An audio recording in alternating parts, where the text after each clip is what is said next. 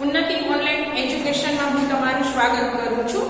આજે આપણે English medium Gujarati ધોરણ 5 ની અંદર પાઠ 5મો એમાં સંગઠનમાં શક્તિ, તો આ પાઠમાં આજે આપણે અભ્યાસ કરીશું। હવે વિદ્યાર્થી મિત્રો, તમે એક વાર્તા સાંભળી જશે કે ખેડૂત હોય છે ને, એના 4 દીકરા હોય છે। એને કહે છે કે ચાલો તમારે આજે આ એક લાકડાનો ભારો છે ને એને ફાડી નાખવાનો છે, બરાબર છે? લાકડાને ફાડવાના છે। હવે એના દીકરાઓ તો લાકડા ફાડવા લાગ્યા, બરાબર? ભારો છે એને તોડવા લાગ્યા, પણ ભારો તો તૂટતો જ નથી। હવે શું થાય છે કે એમાંથી એકેય દીકરાને સૂઝ્યું નહીં કે આ લાકડીઓ છે, આ લાકડાઓ છે એને છૂટા પાડીને એક એક કરીને તોડવાથી તૂટી જશે। પછી અંતે એના પિતાજીએ એને બોલાવીને કહ્યું કે બેટા, તમે આ લાકડાના ભારાને બરાબર તમે સાથે રાખીને તોડો છો ને તો એ નહીં તૂટે, પણ આ લાકડાને તમે જુદી જુદી લાકડી કરી અને જો તોડશો ને એટલે લાકડા ફટાફટ તૂટી જશે। અને આ દ્વારા એના પિતાજીએ દીકરાઓને સમજાવ્યું કે બેટા, એકતામાં જ શક્તિ રહેલી છે, એટલે કે લાકડાના ભારાના જે બધા લાકડા છે એને સાથે તોડવામાં આવશે તો એ નહીં તૂટે, એમ એકતા છે એમાં શક્તિ રહેલી છે, એટલે કે બળમાં જ શક્તિ રહેલી છે। હવે આ પાઠની અંદર કંઈક આવી જ વાત કરવામાં આવી છે। શરીરના અંગો જોર જોરથી બૂમો પાડીને બોલી રહ્યા હતા, બરાબર? તો અહીંયા વાત કરવામાં આવી છે શરીરના અંગોની। નહીં કરીએ અમે પેટની ગુલામી નહીં કરીએ, આવું શરીરના અંગો છે એ કહે છે। દરેકને પોતાની વાત મૂકવી હતી, કોઈનું સાંભળી રહ્યું ન હતું। હવે શરીરના બધા જ અંગો છે ને આ ચર્ચા કરી રહ્યા હતા કે નહીં કરીએ અમે આ પેટની ગુલામી હવે નહીં કરીએ। હવે અહીંયા કોઈની વાત સાંભળવા તૈયાર જ નથી, બધા જ અંગો છે એની સાથે આવી ચર્ચા કરી રહ્યા હતા। બધાને શાંત પાડતા અધ્યક્ષ હૃદયરામ બોલ્યા। હવે બધાને છે ને શાંત પાડે છે કોણ? તો કે હૃદય, બરાબર? શરીરનું આપણું એક અંગ છે હૃદય, એટલે કે હૃદયરામ બોલ્યા, મિત્રો શાંત થાઓ, શોર કરી બૂમો પાડવાથી કોઈને લાભ થવાનો નથી। એટલે કે તમે જો અંદરો અંદર ઝઘડો કરશો ને, શોર કરશો ને, તો તમને કોઈને કઈ લાભ થશે નહીં।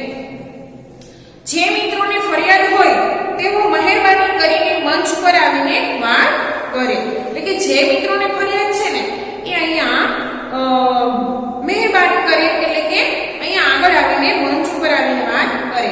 આમ તેમ જોઈ દોડીને સૌથી પહેલા હાથ છે એ આવ્યો અને બોલ્યો, અમે હાથ છીએ, અમે આખો દિવસ મહેનત કરીએ છીએ, પેટને માત્ર આરામ કરે છે, માત્ર ને માત્ર આરામ કરે છે। ત્યાં તરત પગ બોલ્યો, વાહ ભાઈ વાહ, તમે અમને ભૂલી ગયા, બરાબર?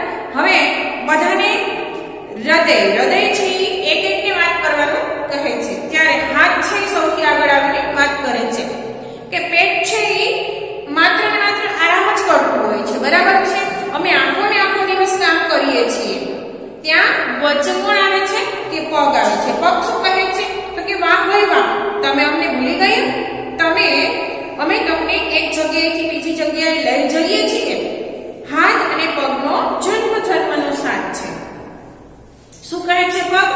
તો કે અમે તમને છે ને એક જગ્યાએથી બીજી જગ્યામાં જવું હોય તો અમે તમને મદદ કરીએ છીએ, અને હાથ અને પગનો તો જન્મનો એટલે કે દરેક જન્મમાં સાથ છે। વાહ વાહ, તમે તો બંને પોતાની બડાઈ મારવા લાગ્યા।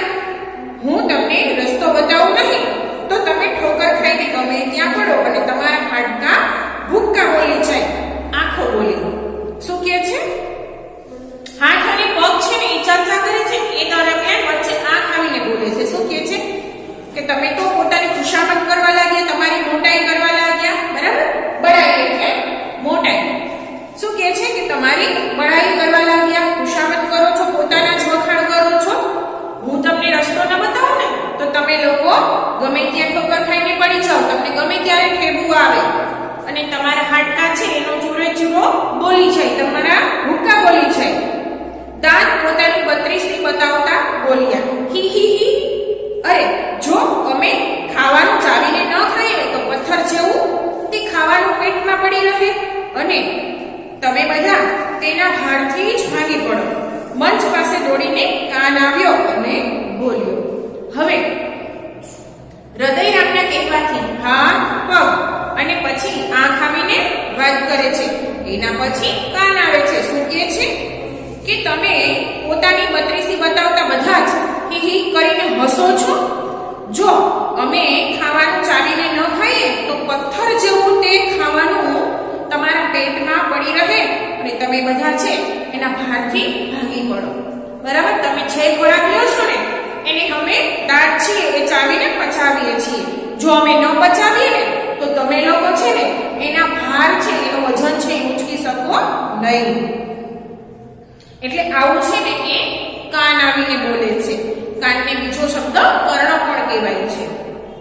હું તમને બધાને આખા જગતના સમાચાર સાંભળીને કહું છું. તમને બધાને કેવી રીતે ખબર પડી કે આગળ શું થવાનું છે, કે અત્યારે શું થઈ રહ્યું છે? બરાબર, હવે આવી ચર્ચા થાય છે ત્યારે કાન છે એ કહે છે હું તમને જ બધાના સમાચાર આપું છું. આખા જગતમાં શું થાય છે, હવે શું થવાનું છે એ બધું હું સાંભળું છું અને હું તમને કહું છું. હવે બધા અંગો બોલ્યા, અરે ભાઈ અમે ક્યાં તને આરામથી અમારાથી અલગ માનીએ છીએ. હવે બધા અંગો છે ને એ સાથે મળીને એને કહે છે કે અરે ભાઈ અમે શું તને બીજું કંઈ કહીએ છીએ? અમે તને અમારાથી જુદો માનીએ છીએ. અલગ એટલે જુદો. અમારા બધાની તો પેટની સામે ફરિયાદ છે. શું કહે છે તો કે બધા અંગો, આ વાક્ય કોણ બોલે છે તો કે બધા અંગો છે એ સાથે બોલે છે. શું બોલે છે કે અરે ભાઈ અમે શું તને અમારાથી જુદો માનીએ છીએ, અલગ માનીએ છીએ? અમારા બધાની તો પેટની સામે ફરિયાદ છે, રાવ છે. આપણે તેને પાઠ ભણાવવો જોઈએ. તે ખૂબ આરામ કરે છે, પણ આ સમાચાર તેના સુધી કોણ પહોંચાડશે? શું કહે છે? આપણે તેને પાઠ ભણાવવો છે. પાઠ ભણાવવો એટલે કે સબક શીખવાડવો છે, પણ આ સમાચાર છે એના સુધી પહોંચાડે કોણ? અરે ભાઈ આ કઈ મોટી વાત છે. હું હમણાં જ જે સાંભળ્યું તે વાતોની જીભને કહી આવું. તેને અહીંયાની વાત ત્યાં અને ત્યાં કરવાની ટેવ પડી ગયેલી છે. કાન બોલ્યો. બધા અંગોએ કાનની સંમતિ આપી. શું કહે છે એ કે આ વાત છે એના સુધી કોણ પહોંચાડશે? તો કે આ વળી એવડી મોટી વાત નથી. હું હમણાં જ જે સાંભળ્યું છે ને, જે સાંભળ્યું તે વાતોની જીભડી. બરાબર, જીભ છે ને એને વાતોડી કહે છે, એટલે કે ખૂબ વાતો કરતી હોય છે જીભ છે ને. એટલે કે અહીંયાની વાતોને ત્યાં કરવાની ખૂબ ટેવ પડી ગઈ છે. કાન કહે છે. બરાબર, અને કાન છે એ બધા અંગોને વાત કરે છે અને બધા અંગો તેને સંમતિ આપે છે. બરાબર, સંમતિ એટલે કે પરવાનગી. બરાબર, એને રજા આપે છે, પરવાનગી આપે છે. જીભ બહેનડી તું ક્યાં જાય છે?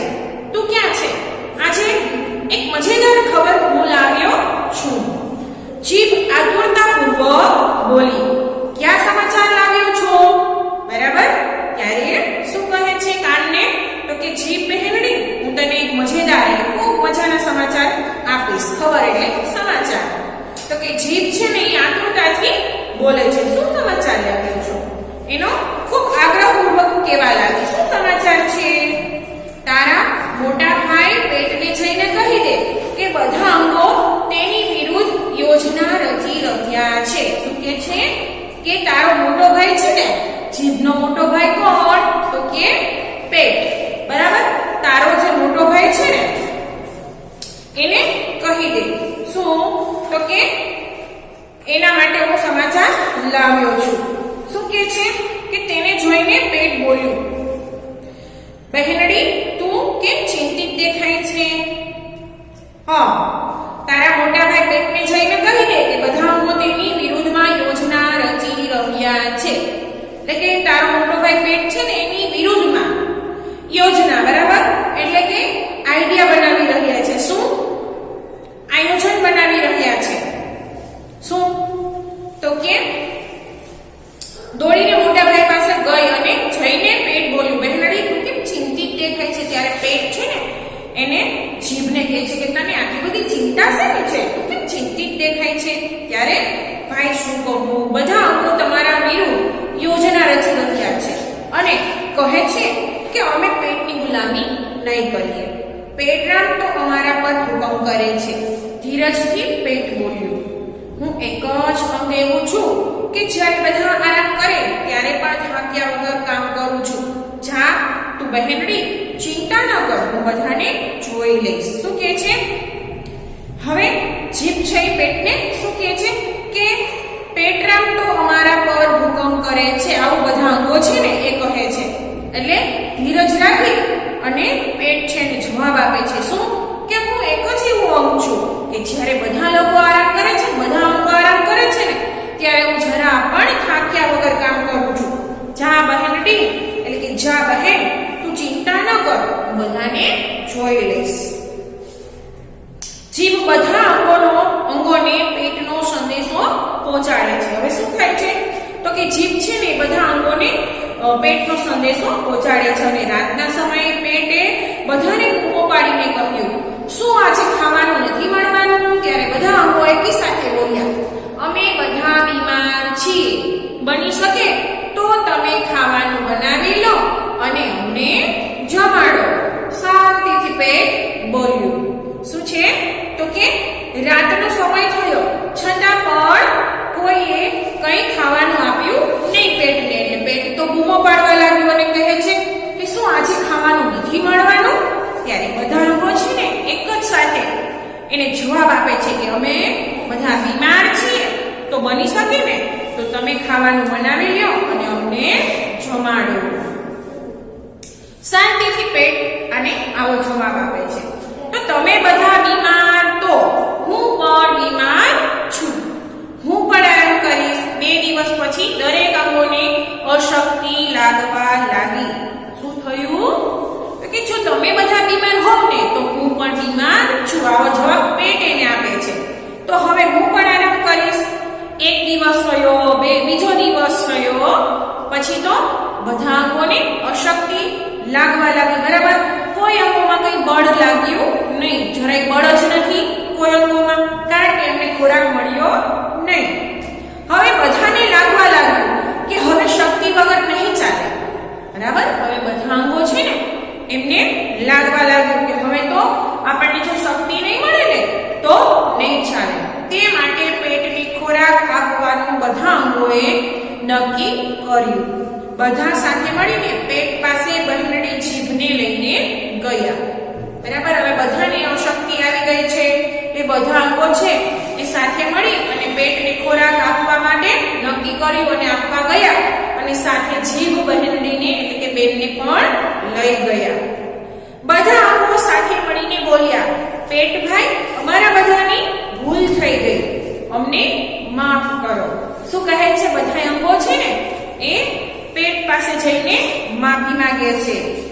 હવે પેટ બધાને સમજાવતું બોલ્યું, મિત્રો આપણે બધા શરીર રૂપી યંત્રના નાના મોટા અંગો છીએ. શું કહે છે કે મિત્રો આપણે બધા જ આખું જે શરીર છે ને એ યંત્ર છે ને, શરીર રૂપી યંત્ર છે ને એના નાના મોટા અંગો છીએ. જે મશીનમાં એક યંત્રના બગડવાથી મશીન ચાલતું નથી, એવી જ રીતે આપણું શરીર પણ ચાલી શકતું નથી.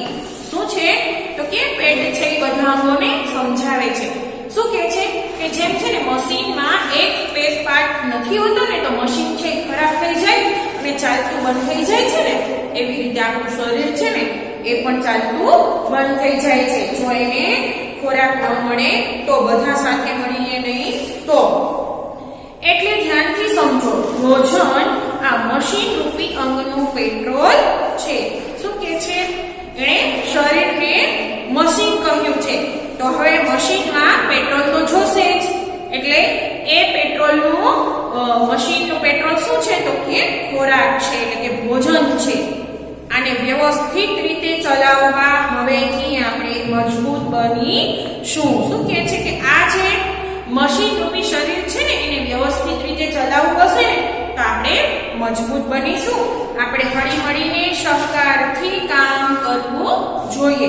એટલે કે આપણે અંદર ઝઘડો કરવો જોઈએ નહીં અને હળી મળીથી રહેવું જોઈએ, હળી મળીને રહેવું જોઈએ અને સંગઠનથી રહેવું જોઈએ, એટલે કે સહકારથી રહેવું જોઈએ, એટલે કે સાથે મળીને રહેવું જોઈએ અને તેનાથી આપણને સહયોગ, સંગઠન અને એકતા મળશે.